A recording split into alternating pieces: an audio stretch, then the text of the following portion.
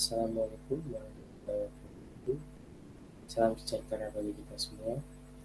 Di sini kelompok kami akan mempresentasikan terkait studi kelayakan stasiun pengisian kendaraan listrik umum (SPKLU) di Kota Madiun.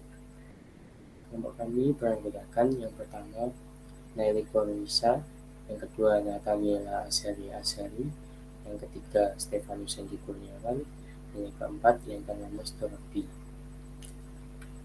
Adapun pendahuluannya, pada sektor transportasi yang terus berkembang ini, baik kendaraan mobil maupun motor yang berbahan bakar gas, penggunaan kendaraan yang menggunakan BBM atau bahan bakar gas ini dapat meningkatkan kadar CO2 karbon dioksida, yang dimana kadar CO2 tersebut dapat menyebabkan terjadinya efek rumah kaca yang semakin tahun dapat kita lihat pada grafik di samping. Ada peningkatan karena penggunaan daripada BBM itu sendiri. Di samping krisis energi fosil yang disebabkan oleh banyaknya penggunaan pada bahan bakar atau energi fosil ini, dan dalam sektor lain maupun sektor transportasi, sektor lain tersebut ialah sektor industri dan rumah tangga.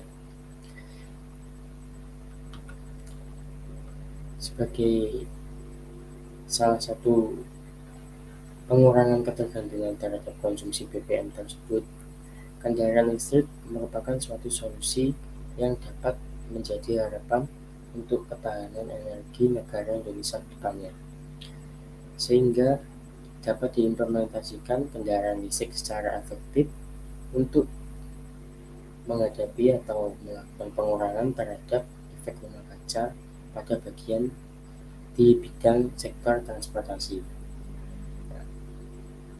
Untuk kendaraan listrik tersebut sangat perlu atau sangat membutuhkan suatu stasiun pengisian kendaraan listrik umum, yang dimana fungsinya ialah memasuk energi listrik ke baterai kendaraan listrik tersebut. Stasiun pengisian kendaraan listrik ini sendiri secara rencana global terkait elektrifikasi kendaraan listrik sangat penting atau menjadi elemen penting bagi pengguna atau konsumen. Yang kedua, ada sektor sipil. Dalam bidang industri, Kota Madiun sangat berpotensi untuk digunakan sebagai salah satu lokasi infrastruktur stasiun pengisian kendaraan listrik umum, yang dimana di sini akan sangat menjanjikan ke depannya. Secara global, penggunaan energi yang lebih green menjadi fokus banyak pihak. Secara operasional juga, kendaraan listrik juga lebih murah. Biaya operasional kendaraan listrik mencapai 5 kali lebih hemat daripada biaya operasional kendaraan berbasis BBM. Selain itu, penggunaan energi domestik listrik yang akan menjadi daya tarik tersendiri bagi masyarakat untuk beralih menggunakan kendaraan listrik. Adapun masalah yang dihadapi dalam perencanaan infrastruktur stasiun pengisian kendaraan listrik umum. Pada daerah Madiun ini terdapat masyarakat yang relatif belum mengetahui atau berminat untuk melakukan peralihan dari kendaraan bermotor menjadi kendaraan listrik. Sedangkan di Indonesia sendiri, setelah diproyeksi atau diprediksi akan mencapai 2,2 juta unit dan 13 juta unit motor listrik pada tahun 2030. Tetapi pada Kota Madiun, khususnya pada siswa-siswa SMK atau siswinya yang memiliki ketertarikan terhadap inovasi terbarukan tersebut, yang mana itu menjadi salah satu penunjang untuk perencanaan teknologi ini. Kemudian ada Profesor Cheng. Di sini kami menyangka atau memiliki rancangan khususnya di daerah Madiun yang mayoritas penduduknya lumayan padat dan juga terdapat universitas-universitas yang memiliki potensi untuk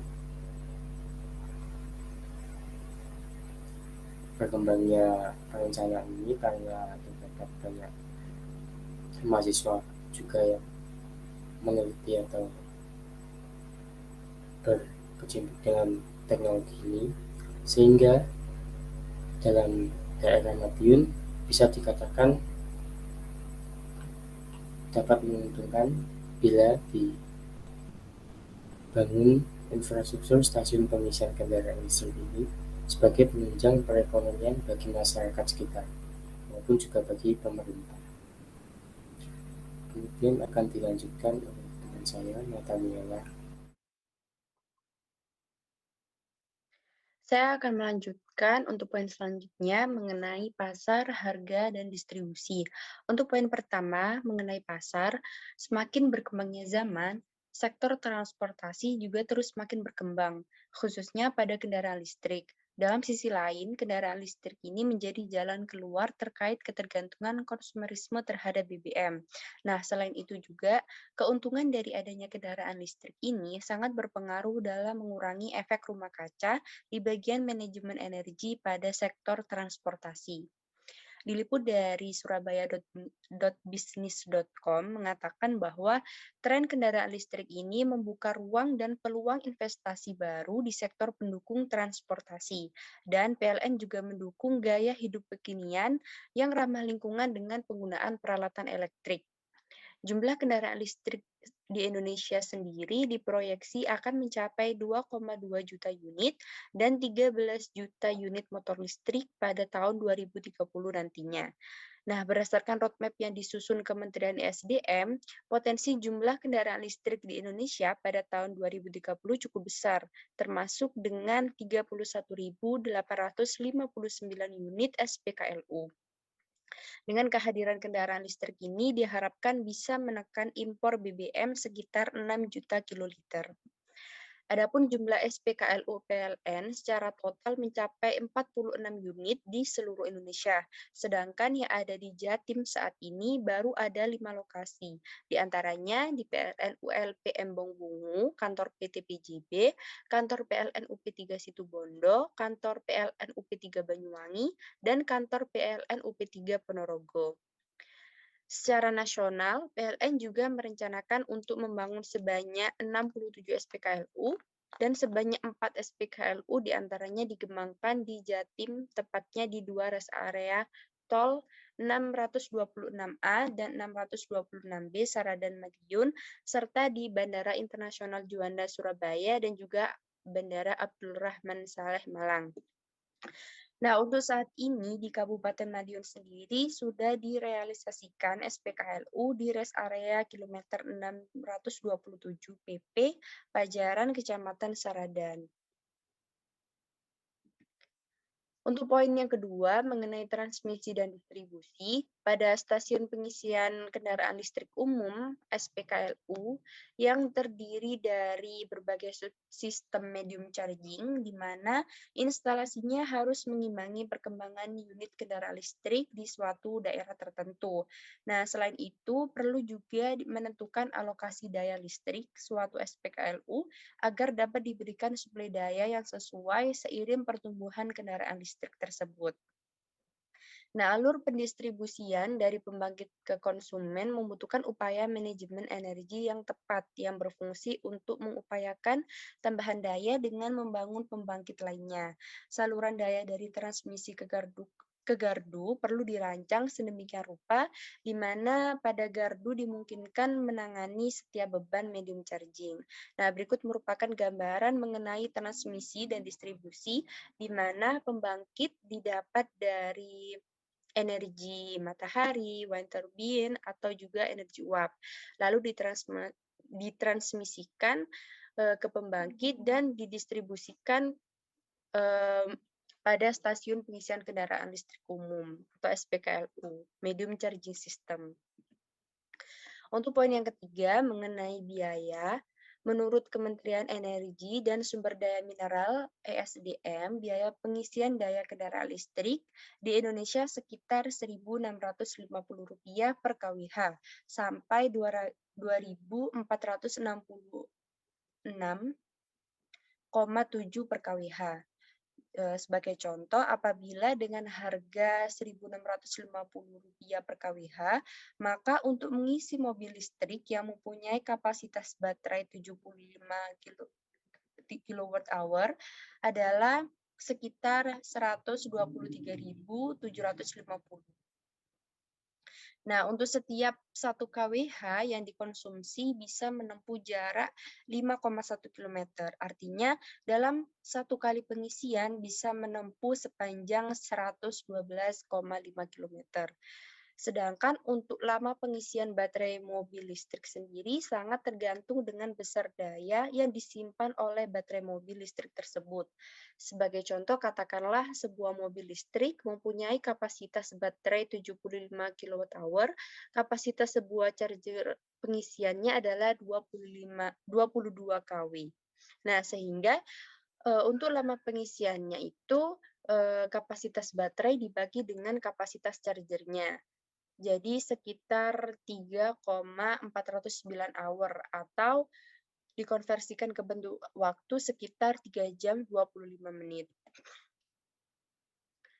Untuk poin selanjutnya mengenai utilitasnya, poin yang pertama yaitu background.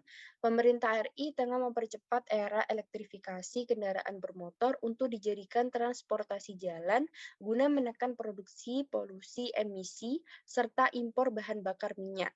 Nah, sedangkan PT PLN sendiri akan terus mendorong keterlibatan banyak pihak dalam penambahan SPKLU di sejumlah wilayah di Indonesia. Penambahan jumlah titik SPKLU ini diyakini akan meningkatkan jumlah pemakaian mobil listrik.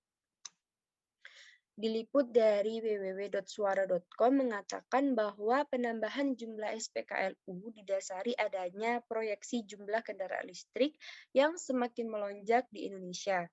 Diperkirakan pada tahun 2030 nantinya mencapai 2,2 juta unit mobil listrik dan 13 juta motor listrik, serta 31.859 unit SPKLU.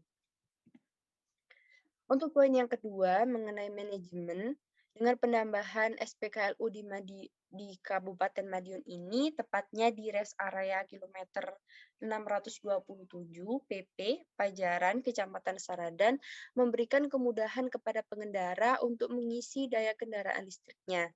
Nah, letak penambahan SPKLU di ruas tol Solo Kertosono ini merupakan hasil kolaborasi antara PLN dan juga Jasa Marga, di mana fasilitas yang diberikan memberikan rasa nyaman kepada para pengguna mobil listrik, serta untuk mengakomodir kebutuhan pengisian baterai pada saat bepergian.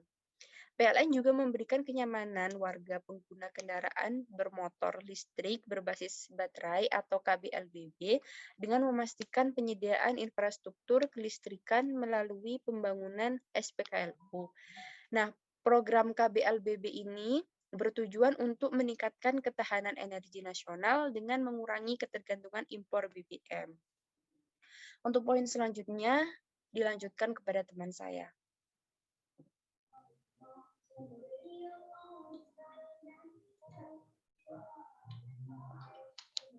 Untuk selanjutnya di sini saya akan jelaskan tentang bab 5 dan bab 6.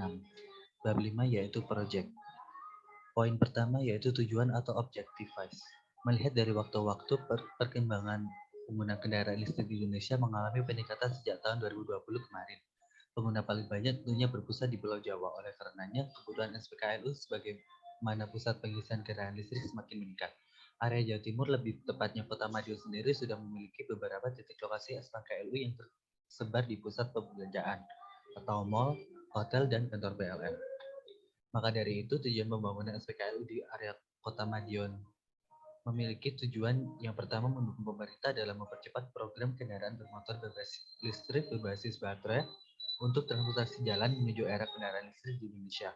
Yang kedua, mendukung pemerintah dalam penyediaan infrastruktur charging station di Indonesia.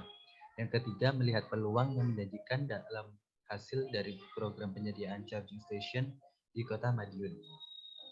Yang keempat, memudahkan dan menyediakan fasilitas para pengguna kendaraan listrik di Kota Madiun dalam melakukan pengisian energi kendaraan listrik. Untuk poin selanjutnya yaitu penjelasan teknik atau technical description. Yang pertama, fasilitas produksi. Fasilitas produksi merupakan salah satu fasilitas penunjang proyek yang merubah barang atau jasa menjadi sebuah produk akhir. Fasilitas produk berupaya menyuplai barang atau jasa secara terus-menerus selama perusahaan beroperasi. Dalam studi kelayakan proyek pembangunan SPKLU di Kota Madiun, fasilitas produksi tentunya berada pada sektor pembangkitan dari listrik oleh PLN. Bermula dari sistem pembangkit generator yang kemudian dilanjutkan transmisi energi menggunakan sistem transmisi tenaga listrik dan diteruskan oleh sistem distribusi untuk menjangkau konsumen sesuai daya yang diinginkan. Sebagaimana dalam model kerjasama yang dilakukan oleh PLN dengan badan usaha, pemilihan model satu yaitu skema kerjasama antar PLN dengan partner di mana PLN menyediakan dan menjual tenaga listrik serta menyediakan platform teknologi informasi dan komunikasi, sehingga partner menyediakan, mengoperasikan, dan memelihara fasilitas pengisi ulang serta menyediakan lahan baru. Kedua, utilitas dan infrastruktur. Utilitas yang ada pada SPKLU dengan kapasitas medium charging 25 kW berupa sistem kelistrikan yang disediakan oleh PLN. Selain itu, pembangunan infrastruktur pada SPKLU berupa lahan pemberhentian bagi kendaraan yang sedang melakukan pengisian tenaga listrik dan bangunan dengan atap penyangga alat SPKLU. Poin ketiga yaitu ekologi dan lingkungan. Ekologi ialah hubungan timbal balik antara lingkungan dan makhluk hidup. Ekologi dalam sebuah proyek tidak lain adalah bagaimana mengatur dan mengelola aktivitas manusia dalam suatu landasan yang berkelanjutan. Adapun ekologi dapat menjadi fokus pada dua tujuan, yaitu peningkatan ekonomi dan peningkatan kualitas lingkungan hidup. Tujuan utamanya tentu mengorganisasi sistem sehingga dihasilkan suatu jenis operasi yang ramah lingkungan dan berkesinambungan. Dalam riset yang dilakukan oleh Nijmegen University Belanda, dilakukan kalkulasi menyeluruh tentang penggunaan kendaraan listrik sehingga didapatkan bahwa electric vehicle menyumbang polusi yang jauh lebih rendah dibandingkan kendaraan berbahan bakar fosil. Selain itu, mereka juga meneliti dari dampak yang ditimbulkan oleh rantai produksi hingga pengolahan limbah. Selanjutnya, lingkungan yang baik dan sehat merupakan hak asasi setiap warga negara. Oleh karenanya, penggunaan kendaraan listrik sebagai pengganti kendaraan konvensional demi mencapai nol emisi yang dicanangkan oleh pemerintah, kendaraan listrik memiliki emisi yang rendah sekitar 0 sampai 5 gram kilometer, sedangkan kendaraan konvensional menghasilkan emisi berkisar 125 gram per kilometer. Menurut data dari Kementerian Energi dan Sumber Daya Mineral atau SDM. Selain itu, kendaraan listrik berkontribusi pada pengurangan emisi gas rumah kaca. Selain minim polusi udara, kendaraan listrik juga minim terhadap polusi suara. Tingkat kebisingan hanya berkisar 21 desibel, di mana berbanding jauh terhadap rata-rata kebisingan di Jakarta saat ini, yang angkanya mencapai 76 desibel. Untuk selanjutnya, bab 6 membahas tentang cost of capital dan financing plan. Yang pertama, cost of capital. Pengertian sederhana dari biaya modal atau cost of capital adalah suatu biaya real yang harus dikeluarkan oleh pihak perusahaan guna mendapatkan dana yang berasal dari hutang, saham preferen, saham biasa, dan juga laba ditahan guna mendanai suatu investasi ataupun operasional perusahaan. Seperti yang sudah kita ketahui bersama, dalam tahap awal pembangunan perusahaan ada dua hal yang harus sangat diperhatikan, yaitu kebutuhan modal kuantitatif dan menentukan nilai sumber modal kualitatif. Nah, sebelum menentukan keperluan dan nilai sumber struktur modal, maka kita harus mengenal lebih dahulu tentang cost of capital. Cost of capital sangat perlu dipahami oleh perusahaan yang ingin melakukan investasi dengan cara mendirikan bisnis baru, karena bisa digunakan untuk menentukan nilai biaya yang secara real harus ditemukan oleh perusahaan guna mendapatkan modal. Dilansir dari laman Investopedia, cost of capital adalah suatu pengeluaran yang dibutuhkan untuk membuat proyek anggaran modal, seperti membuat pabrik baru. Saat tim analisis dan investor mendiskusi cost of capital, maka mereka akan lebih fokus untuk menghitung biaya rata-rata daripada biaya utang perusahaan dan biaya ekuitas yang digabungkan. Jadi berdasar penjelasan di atas, bisa kita simpulkan bahwa cost of capital adalah suatu biaya yang dikeluarkan oleh pihak perusahaan guna mendapatkan pendanaan. Terdapat dua sumber pendanaan yang bisa dimiliki oleh perusahaan, yaitu ekuitas dan utang jangka panjang. Jadi cost of capital adalah kombinasi dari cost of equity equity, dan cost of debt. Lalu cost of capital pun dibagi lagi menjadi dua jenis, yaitu cost of capital individu dan cost of capital keseluruhan. Secara individu, maka cost of capital bisa terbentuk utang perniagaan, utang jangka pendek, utang Basel, biaya modal laba tahan, dan lain-lain. Sedangkan pada cost of capital secara keseluruhan, maka terdapat biaya rata-rata tertimbang pada beberapa sumber modal yang digunakan. Hal ini juga seringkali disebut dengan weighted average cost of capital atau bisa disingkat WACC.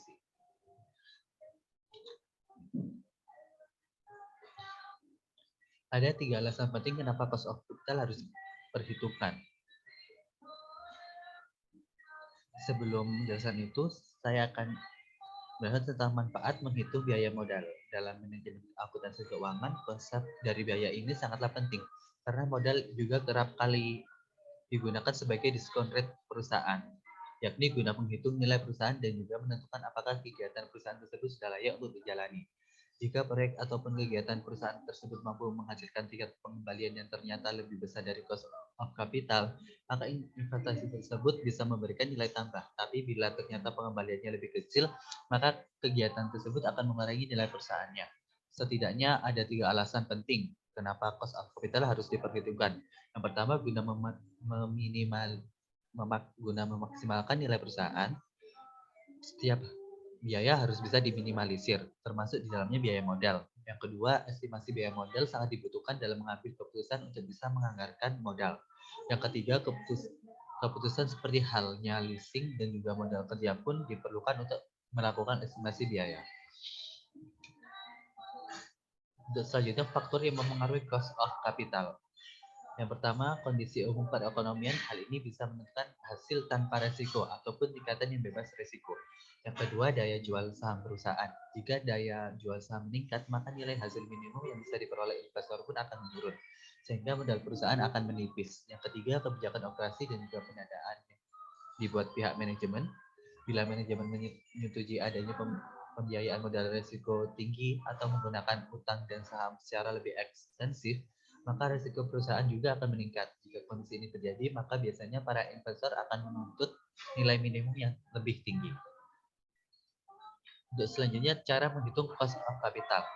WACC sama dengan WD kali KD dalam kurung 1 min tax plus WP kali KP plus WR kali KR plus WE kali KE. Di mana WACC sendiri adalah biaya modal rata-rata tertimbang, WD adalah proporsi hutang dari modal, WP adalah proporsi saham preferen dari modal, WR adalah proporsi saham laba ditahan dari modal, WE adalah proporsi saham biasa baru, KD adalah biaya utang, KP adalah biaya saham preferen, KR adalah biaya laba ditahan, dan KE adalah biaya saham biasa baru. Seperti yang sudah kita ketahui bersama bahwa penting para manajer keuangan adalah mencari keseimbangan finansial di dalam laporan keuangan perusahaan.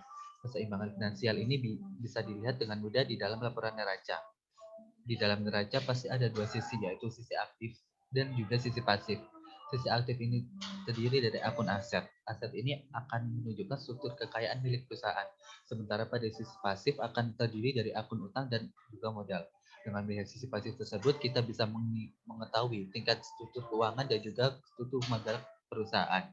Struktur modal yang maksimal akan mampu meminimalisir biaya penggunaan modal secara menyeluruh atau biaya modal rata-rata, sehingga nilai yang ada pada sebuah perusahaan akan menjadi maksimal. Untuk itu, menentukan struktur modal sangatlah penting. Kesimpulannya, yang pertama, cost of capital adalah suatu biaya real yang harus dikeluarkan oleh pihak perusahaan untuk mendapatkan dana, baik itu dalam bentuk utang, saham biasa, saham preferen, ataupun laba ditahan agar bisa mendanai perusahaan. Yang kedua, konsep cost of capital ini sangat erat kaitannya dengan konsep tingkat keuntungan yang disyaratkan atau yang biasa disebut dengan required rate return. Umumnya biaya modal akan digunakan sebagai nilai untuk menentukan diterima atau ditolaknya suatu usulan investasi, yaitu dengan cara membandingkan rate of return dari susulan investasi dengan biaya modal. Untuk selanjutnya, saya akan menjabarkan capital cost dan financial plan dari SPKLU Madiun. Yang pertama, biaya pengadaan unit SPKLU. Total biayanya sebesar 400 juta, biaya sewa tanahnya sebesar 125 juta, biaya pembangunan atap penyangga sebesar 60 juta, Biaya sistem kelistrikan sebesar 771.120.000. Untuk selanjutnya, biaya pembangunan instalasi sebesar 120 juta, cadangan modalnya sebesar 323.880.000, di mana total biaya tersebut mencapai 1.800.000 rupiah. Rincian data tabel yang sudah saya jelaskan tadi, yang pertama biaya pengadaan unit SPKLU, di mana per unitnya sebesar 200 juta dikali 2 sama dengan 400 juta. Yang kedua, biaya sewa tanah per unitnya sama dengan 25 juta kali 5 tahun sama dengan 125 juta. Biaya pembangunan atap penyangga sama dengan 60 juta.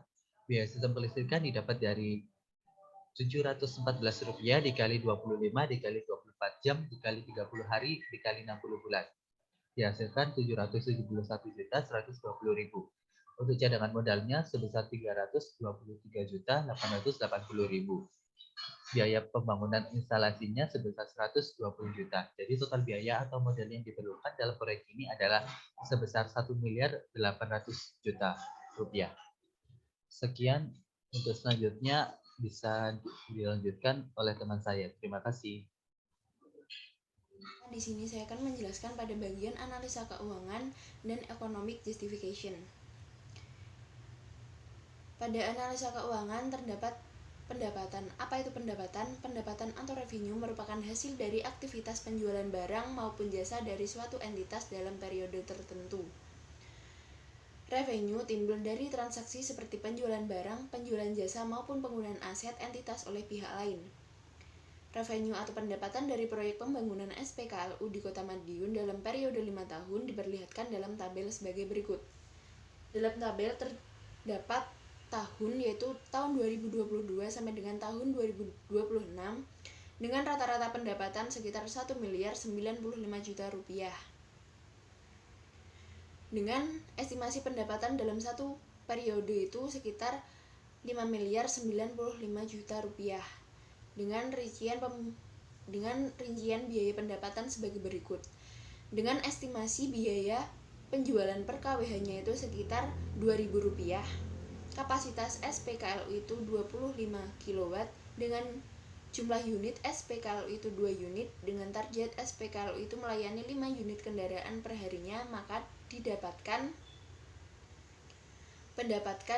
pendapatan dengan rumus harga jual tiap KWH dikalikan kapasitas daya mobil dikalikan waktu pengisian lalu dikalikan dengan jumlah konsumen. Didapatkan estimasi pendapatan harian sekitar 3 juta per hari, maka diharapkan dalam 1 tahun mendapatkan penghasilan sekitar 1.095 juta. Yang selanjutnya adalah biaya operasional. Biaya operasional berarti materi yang dikeluarkan untuk digunakan operasional proyek dalam periode tertentu. Di sini, biaya operasional bulanan itu didapatkan dari gaji pegawai sebanyak 2 orang ditambah biaya listrik ditambah biaya maintenance bulanan, didapatkan setiap bulannya itu sekitar Rp15.500.000 dengan akumulasi 1 tahunnya itu sekitar Rp185 juta per tahunnya. Yang selanjutnya adalah analisa break even. Di sini ditampilkan tabel dari tahun awal sampai dengan tahun kelima dengan free cash flow sebagai berikut dan kumulatif cash flow sebagai berikut. Nah, berdasarkan arus free cash flow dan kumulatif cash flow di atas, maka disimpulkan bahwa periode pengembalian dananya itu sekitar 2 tahun. Yang selanjutnya adalah economic justification. Kementerian Energi dan Sumber Daya Mineral menyiapkan sejumlah intensif dan kemudahan perizinan bagi para pelaku badan usaha dan pemilik kendaraan listrik melalui penyediaan infrastruktur stasiun pengisian kendaraan listrik umum dengan tarif penjualan maksimal sebesar Rp2.467 per KWH-nya. Dalam pembangunan SPKLU sendiri itu sudah dilandasi oleh dasar hukum yang kuat yang diatur oleh Peraturan Presiden Nomor 55 Tahun 2019 yang mengatur tentang percepatan program kendaraan listrik berbasis baterai, dan juga Peraturan Menteri ESDM Nomor 13 Tahun 2020 tentang penyediaan infrastruktur pengisian listrik untuk kendaraan bermotor listrik berbasis baterai. Nah, kebijakan dalam pengembangan kendaraan bermotor listrik telah diatur dalam Peraturan Presiden Nomor 22 Tahun 2017 tentang Rencana Umum Energi Nasional yang merupakan amanat dari Undang-Undang Nomor 30 Tahun 2007 tentang energi. Pengaturan tarif rupiah per kWh-nya sendiri untuk instalasi pendukung kendaraan bermotor listrik berupa stasiun pengisian listrik umum saat ini mengacu pada Peraturan Menteri ESDM tahun 2002 ESDM nomor 28 tahun 2016 tentang tarif tenaga listrik yang disediakan oleh PT PLN Persero sebagaimana telah dirubah oleh Peraturan Menteri ESDM nomor 41 tahun 2017. Demikian yang dapat saya sampaikan. Terima kasih, jika ada kurangnya saya mohon maaf. Wassalamualaikum warahmatullahi wabarakatuh.